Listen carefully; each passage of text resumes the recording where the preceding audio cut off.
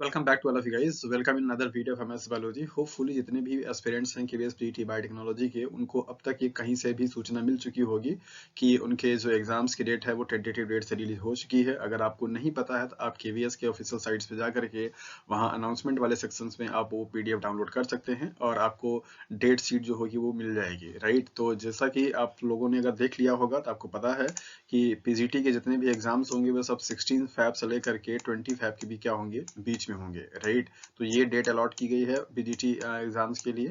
So basically it's a very tough and typical conditions for all the aspirants who are going to appear in the KVS PET biotechnology examinations.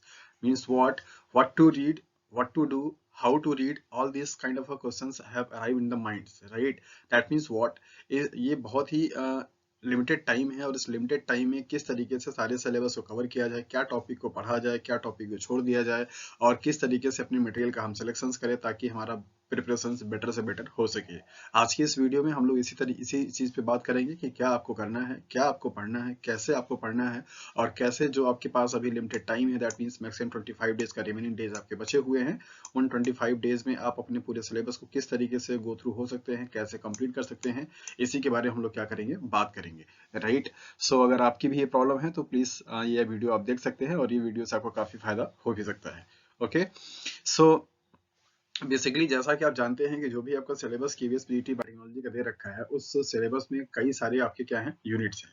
यहाँ पे मैंने आपको एक brief syllabus का summary दिया हुआ है कि आप देख करके समझ जाएं कि कितने आपके यूनिट्स केवीएस पीटी बायोटेक्नोलॉजी के सिलेबस में दे रखे हैं, जिसको कैटेगराइज किया गया है। तो वो टोटल 17 टॉपिक्स आए हैं, जिसमें से कुछ जो टॉपिक्स हैं वो एक ही यूनिट के पार्ट है, जिनको मैंने अलग अलग करके रखा हुआ है। ये चीज बताने के लिए कि हाँ कौन कौन से आपके टॉपिक ऐसे हैं जो कि बहुत ज्यादा इंपॉर्टेंट हो जाते हैं, राइट। वैसे तो जो सिलेबस दिया जाता है उस पूरे सिलेबस से ही क्वेश्चंस बनने की पूरी पॉसिबिलिटी होती है, जहां से मीन्स आपको सब कुछ क्या होता है, पढ़ना होता है। लेकिन अभी का जो सिनारियो है, अभी का जो सिचुएशन है वो ये कहता है कि अगर इन सारे टॉपिक को आप बहुत डिटेल में पढ़ना स्टार्ट करेंगे तो बहुत मुश्किल होगा आपके लिए कि आप पूरे इस लिमिटेड 20 से 25 डेज के ड्यूरेशन में इतने सारे जो इनलिस्टेड टॉपिक्स हैं उनको आप अच्छे से पढ़ पाए, राइट। सो यहाँ पे जरूरत है फिल्ट्रेशंस करने की कि किन टॉपिक्स को यहाँ पे अच्छे से तरीके से फोकस किया जा सकता है, मींस पढ़ा जा सकता है, किन को आप थोड़ा सा इग्नोर भी कर सकते हैं। सारे एग्जाम्स का जो पैटर्न होता है वो अलग अलग होते हैं। केवीएस पीटी बायोटेक्नोलॉजी के लिए जो आपका एग्जाम्स का तरीका अब तक का हुआ है उसके बेसिस पे अगर देखा जाए, ताकि इस पूरे सिलेबस में से कुछ यूनिट ऐसे हैं जिनको आप कतई जान के भी मतलब कभी भी आप उसे इग्नोर नहीं कर सकते हैं। दैट इज वो टॉपिक आपके क्या होंगे, वेरी वेरी मोस्ट इंपॉर्टेंट वाले टॉपिक्स होंगे वो। मतलब कोई भी कैंडिडेट्स अगर केवीएस पीटी बायोटेक्नोलॉजी का प्रिपरेशन कर रहा है तो उसको ये वाले यूनिट तो पढ़ करके जाना ही जाना है, उसको स्किप आउट नहीं कर सकता। अगर आपने उस चीज को स्किप आउट किया देन डेफिनेटली आप बाहर हो जाएंगे कंपटीशन से, राइट। तो सारे सिलेबस को हम लोग क्या करेंगे, 3 पार्ट में डिवाइड कर लेते हैं कि कुछ यूनिट्स ऐसे होंगे जो कि वेरी वेरी इंपॉर्टेंट होंगे, जिन मतलब जहां से आपको सवाल आना ही आना है और जहां से आपको उसको पढ़ना ही पढ़ना है। इसके बाद कुछ होंगे जो कि वेरी इंपॉर्टेंट होंगे, जहां से पॉसिबिलिटी ये बनती है कि अगर प्रीवियस ईयर के पेपर को देखा जाए तो आया है तो आप आने भी वाले पॉसिबिलिटी बन सकती है। और कुछ टॉपिक ऐसे होंगे जो कि इंपॉर्टेंट होंगे, मतलब उनको आप मतलब अगर चाहें तो उसके आप पढ़ भी सकते हैं और अगर कंडीशंस अगर नहीं बन पाती तो आप उसे स्किप आउट भी कर सकते हैं। तो अगर इस पूरे सिलेबस की बात अगर किया जाए तो इस पूरे सिलेबस में कुछ यूनिट्स ऐसे हैं जो कि जिसको आपको, चाहे आप माइक्रोबायोलॉजी से हैं, चाहे आप बायोकेमिस्ट्री से हैं, चाहे आप बायोटेक्नोलॉजी से हैं, चाहे आप मॉलिक्यूलर बायोलॉजी से हैं, वो वाले यूनिट्स आपको क्या है, पढ़ना ही पढ़ना पड़ेगा, आप उनको स्किप आउट नहीं कर सकते हैं। तो हम यहाँ पे इनलिस्ट करने वाले हैं ऐसे यूनिट्स को जो कि वेरी वेरी इंपॉर्टेंट की कैटेगरी में आते हैं। दैट मीन्स जब भी आपकी पढ़ाई चल रही है, आप जो प्रिपरेशन कर रहे हैं, उसमें आपको इन टॉपिक्स को और इन यूनिट्स को जरूर से जरूर इनकॉर्पोरेट करना है और उसके लिए अच्छी से तैयारी आपको करनी है, राइट। सो इस पूरे सिलेबस में से 5 आपके यूनिट्स ऐसे हैं जो कि वेरी वेरी इंपॉर्टेंट की कैटेगरी में आते हैं, जिनको कि कोई भी कैंडिडेट जो कि इस एग्जाम में अपियर हो रहा है वो इसे कभी भी स्किप आउट नहीं कर सकता है। अगर वो स्किप करेगा तो उसको बहुत ज्यादा घाटा होने वाला है। चूंकि आप बायोटेक्नोलॉजी के लिए आप एग्जाम देने जा रहे हैं तो आपका जो यूनिट सबसे ज्यादा इंपॉर्टेंट हो जाता है वो क्या क्या है, यहाँ पे आप देखिए।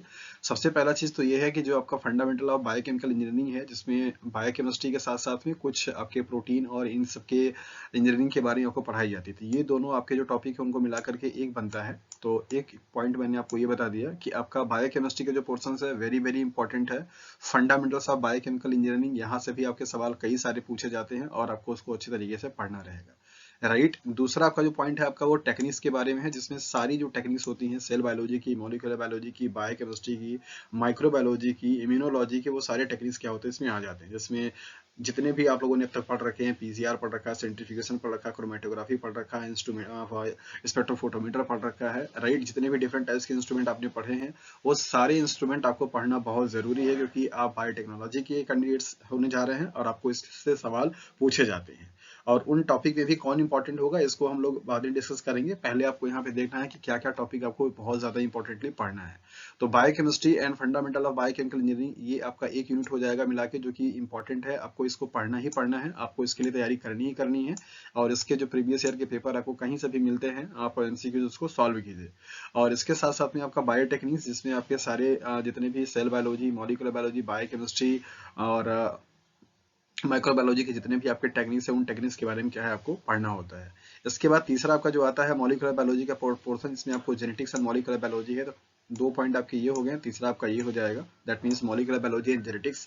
मॉलिक्यूलर बायोलॉजी से सबसे ज्यादा वेटेज दिया जाता है पूरे एग्जाम्स में, आपसे बहुत सारे सवाल पूछे जाते हैं। हालांकि ये सवाल का जो क्वेश्चंस होते हैं उनका स्टैंडर्ड बहुत टफ नहीं होता, जस्ट लाइक CSIR ऐसा नहीं होगा, बट आपसे सवाल यहाँ से पूछे जाते हैं नॉर्मल टाइप के। खास करके का पूरा जो सेंट्रल डोग्मा का पोर्शन है, वहां से DNA replication, transcription, translation, protein modification से लेकर के बहुत सारे सवाल क्या है आपसे पूछे जाते हैं, राइट। तो 3 आपका यूनिट ये हो गया। चौथा आपका आता है रिकॉम्बिनेंट डीएनए टेक्नोलॉजी का, जिसमें आपके वेक्टर्स से सवाल बहुत सारे पूछे जाते हैं, आपके क्लोनिंग वेक्टर से या एक्सप्रेशन वेक्टर से, डिफरेंट डिफरेंट काइंड्स के जो वेक्टर हैं, एनिमल का, प्लांट का, बैक्टीरिया का, वायरसेस का, जितने भी क्लासेस आपने वेक्टर के अब तक पढ़ रखे हैं, उन सारे वेक्टर के क्लासेस को आप अच्छे से पढ़िए, उनकी प्रॉपर्टी को जानिए, मेजर डिफरेंसेस को समझिए कि क्या मेजर डिफरेंसेस होते हैं, और जो कुछ कॉमन टाइप के आपके वेक्टर्स हैं उनके बारे में भी आपको स्टडी करना रहेगा। तो recombinant DNA technology and genetics and molecular biology and techniques and instrumentation and principles and fundamentals of biochemical engineering and biochemistry, ये 4 टॉपिक मैंने जो आपको बताए वो बहुत बहुत ज्यादा इंपॉर्टेंट हो जाते हैं। 5वां आपका जो यूनिट है that is the cell biology. अब इस सेल बायोलॉजी में कई सारी चीजों को इनकॉर्पोरेट आप एक साथ में कर सकते हैं। सेल बायोलॉजी में ही आपका पूरा माइक्रोस वाला जो पोर्शन होता है वो भी आ जाता है, सेल बायोलॉजी में ही आपका पूरा जो कैंसर वाली चीजें हैं वो भी आ जाती हैं, और सेल बायोलॉजी में ही आपका पूरा बाकी जो सेल सिग्नलिंग से लेकर के मेम्ब्रेन वगैरह है, ये भी सारा क्या होता है आ जाता है। ये आपके 5 यूनिट ऐसे हैं जिनको कि कोई भी कैंडिडेट वो इग्नोर नहीं कर सकता है, उनको इस चीज की तैयारी करनी ही करनी है, राइट।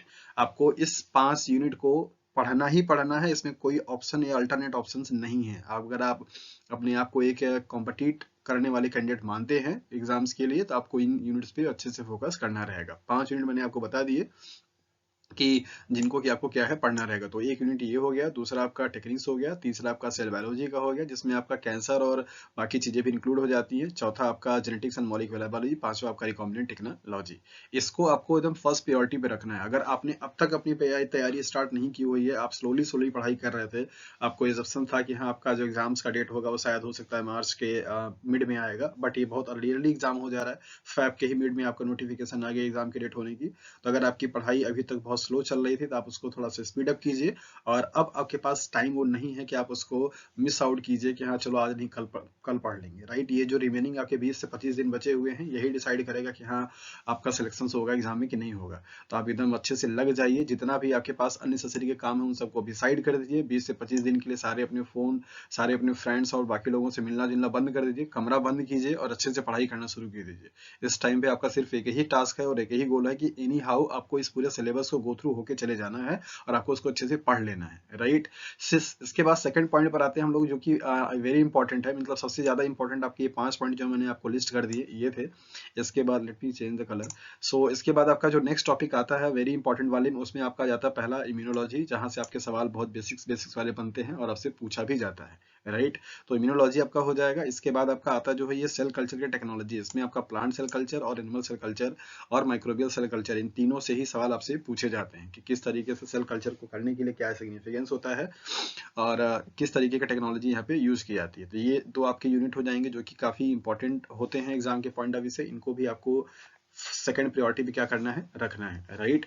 इसके साथ साथ आपका जो प्रोटीन का आपका जो पूरा कॉन्सेप्ट है प्रोटीन एंड जीन मैनिपुलेशंस वाले में, ये आपका रिकॉम्बिनेंट डीएनए टेक्नोलॉजी का ही पार्ट है, लेकिन इसको अलग से दे रखा है क्योंकि इससे बहुत सारी चीजें आपको पढ़नी है, protein structure and engineering, protein और जेनेटिक मैनिपुलेशंस। तो ये दोनों यूनिट मिला करके आपको भी इंपॉर्टेंट वाली कैटेगरी में आता है। तो पहला पॉइंट आपका ये हो गया वेरी इंपॉर्टेंट वाले में, दूसरा पॉइंट आपका ये हो गया। तो इस तरीके से आप इनको भी इग्नोर नहीं कर सकते। मतलब 5 यूनिट मैंने आपको यहाँ पे बताया, 2 यूनिट आपको मैंने यहाँ बताया। ये 7 यूनिट आपका बहुत अच्छे तरीके से तैयार होना चाहिए, और इन 7 यूनिट को तैयार करने के लिए आपके पास अभी भी 25 दिन का समय बचा हुआ है।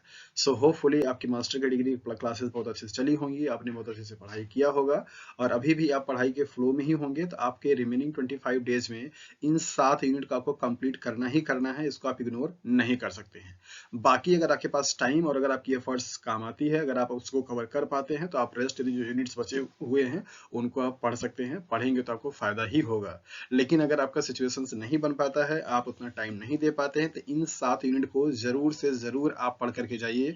आपसे सवाल यहाँ से जरूर बनते हैं। Molecular biology, immunology, cell biology, microbiology और बायोकेमिस्ट्री एंड इंस्ट्रूमेंटेशंस एंड आपका रिकॉम्बिनेंट टेक्नोलॉजी, ये सारे जो यूनिट हैं वो बहुत बहुत ज्यादा इंपॉर्टेंट हैं। इनको आप इग्नोर नहीं कर सकते हैं।